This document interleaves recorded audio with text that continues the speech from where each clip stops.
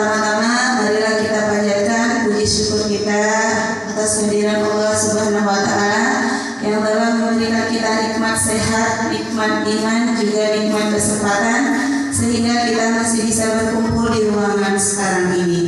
Salawat beriring salam tak lupa pula kita sampaikan kepada junjungan kita Nabi besar Muhammad sallallahu alaihi wasallam.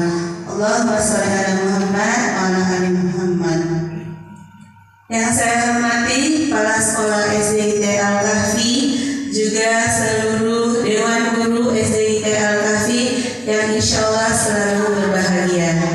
Baik, pada kesempatan ini kita berkumpul pada hari ini, saya ingin sharing sedikit yaitu mengenai penyebaran pemahaman dan penerapan pengalaman budaya positif dari pembelajaran modul 1.4 guru penggerak pada pendidikan guru penggerak. Di sini saya bukan mengajari, bukan juga rasa pintar atau lebih pintar, cuma mau sharing aja, berbagi ilmunya. Siapa tahu yang tidak tahu kita menjadi tahu dan bisa dapat kita terapkan bersama-sama. Nah, baik, untuk mempersingkat waktu, jadi menyebarkan pemahaman dan penerapan pengalaman budaya positif. Pernah nggak Bapak Ibu mendengar apa itu budaya positif? Belum pernah mendengar budaya positif? Di kurikulum Merdeka Belajar kita sering mendengar budaya positif, disiplin positif. Belum pernah mendengar? Belum, Masya Allah ya. Jadi budaya positif itu nilai-nilai kebajikan yang sifatnya baik yang ini kita terapkan di sekolah kita. Nah, pada konsep ini ada 8 konsep inti budaya positif tentang kurikulum Merdeka yang kita pelajari agar terbentuknya profil belajar Pancasila. Kita masih sama-sama belajar agar kemudian dapat kita terapkan bersama-sama di sekolah kita. Yang pertama yaitu fokusnya pada perubahan paradigma belajar. Yang kedua disiplin positif. Ketiga nilai-nilai kebajikan, kebutuhan dasar manusia. Kemudian motivasi perilaku manusia, posisi kontrol guru, ada keyakinan kelas, dan yang terakhir segitiga restitusi. Dari 8 ini mana yang pernah ibu-ibu atau bapak sekalian mendengar? Keyakinan kelas ya? Pernah dengar keyakinan kelas? Pernah. Sudah punya keyakinan kelas di kelasnya masing-masing? Sudah ya, misalnya saling menghormati, kemudian tidak mengganggu temannya, itu keyakinan kelas kita di kelas masing-masing. Baik, yang pertama, apa itu perubahan paradigma belajar? Tidak dapat kita pungkiri bahwa kurikulum itu terus berganti ya, namanya pembaruan. Memang pembelajaran itu harus sesuai zaman, tidak bisa lagi kita mengikuti seperti 10 tahun yang lalu atau 5 tahun yang lalu. Nah, perubahan paradigma belajar pada kurikulum Merdeka Belajar yaitu prinsip pembelajarannya berdiferensiasi. Apa itu berdiferensiasi? Tahu nggak apa diferensiasi? Sudah pernah dengar? Pernah ya. Jadi sesuai dengan kebutuhan anak untuk mewujudkan profil belajar Pancasila. Kita ketahui dari 300 sekian anak itu kebutuhan belajarnya berbeda-beda. Ada yang suka bergerak-gerak, ya kan? Ada yang maunya bernyanyi-nyanyi.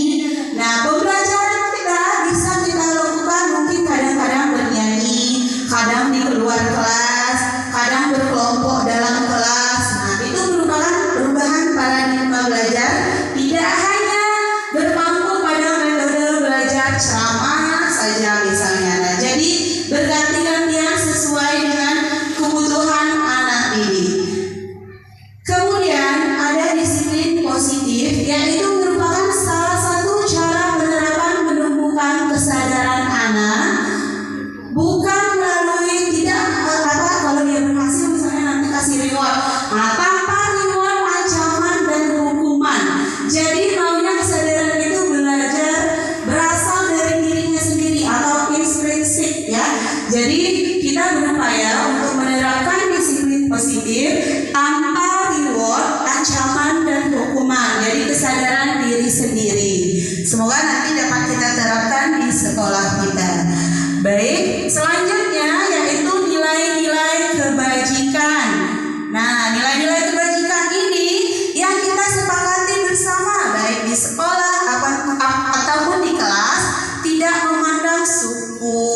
misalnya kamu dari suku Rejang, pokoknya kesepakatannya harus seperti ini. Tidak memandang agama, bahasa maupun latar belakang. Nah, ini contoh-contoh profil pelajar Pancasila. Kalau nilai-nilai kebajikan dari profil pelajar Pancasila yaitu beriman dan bertakwa, berakhlak mulia, berkebinekaan global, gotong royong, ya, mandiri, kreatif, dan bernalar kritis.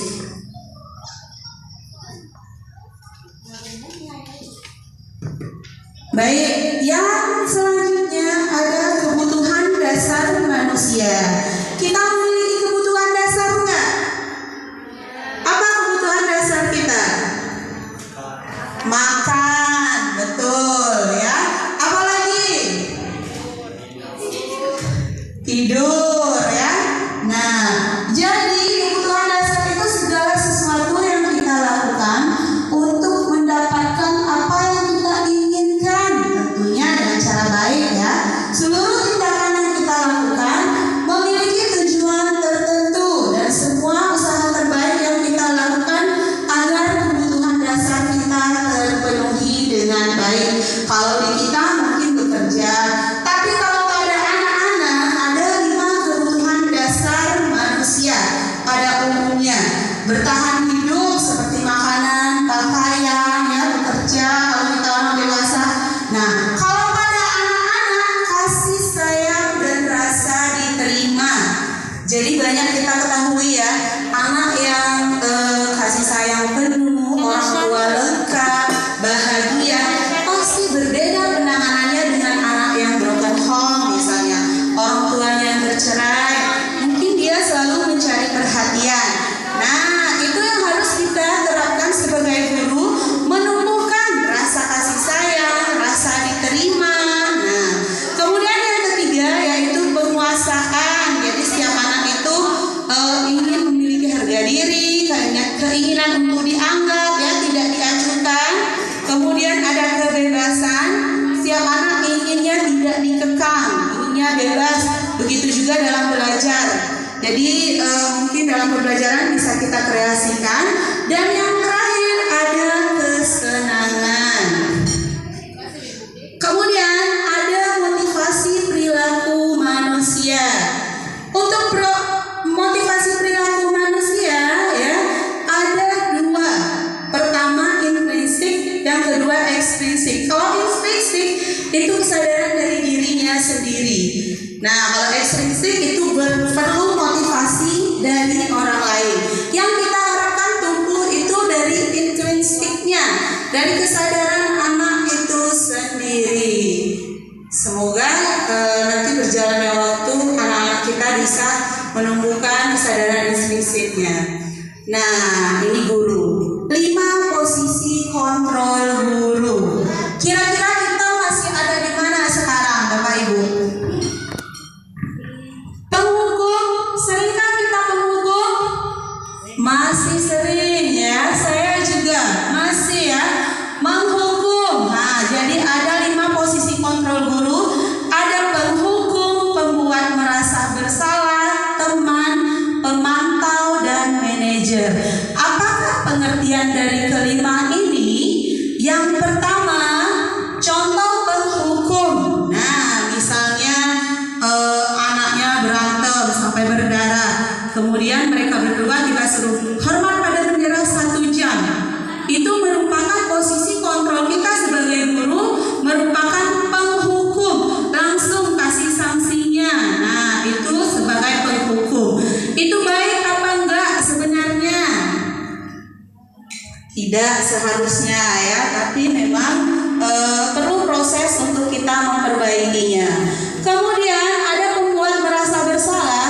Berapa kali misalnya anak membuat kesalahan ya, terlambat misalnya, atau main bola saat jam pelajaran, kita mengatakan sama anak itu, berapa kali ibu bapak harus memberitahu kamu selalu saja mengecewakan ibu bapak. Ada anak yang mungkin merasa bersalah seperti itu, tapi ada juga mungkin yang acuh. Nah, itu salah satu kelemahannya. Kemudian posisi kontrol guru sebagai teman. Nah, ini juga serba salah ya. Kita sebagai teman kadang tidak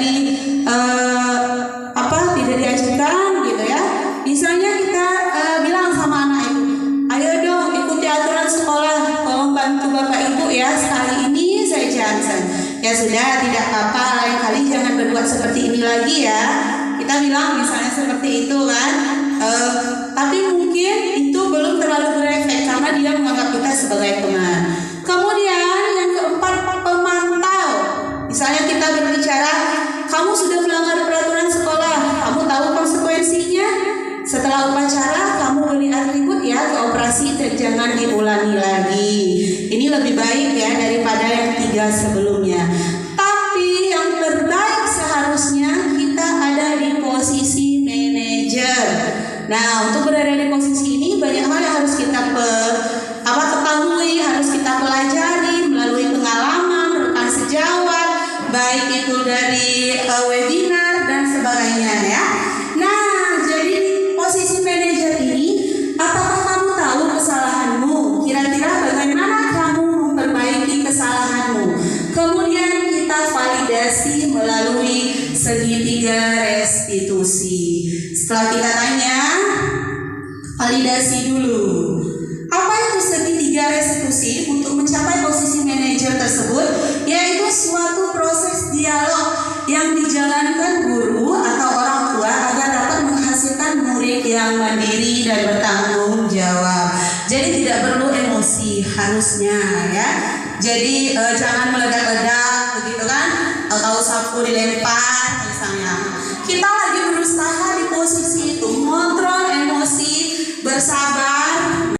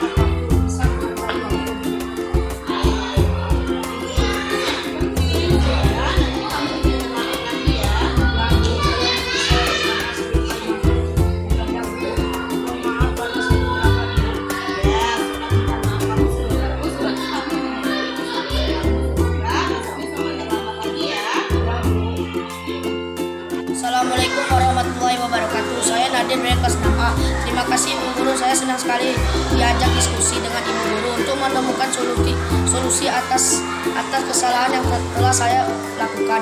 Saya tidak akan begadang lagi supaya saya tidak terlambat ke sekolah.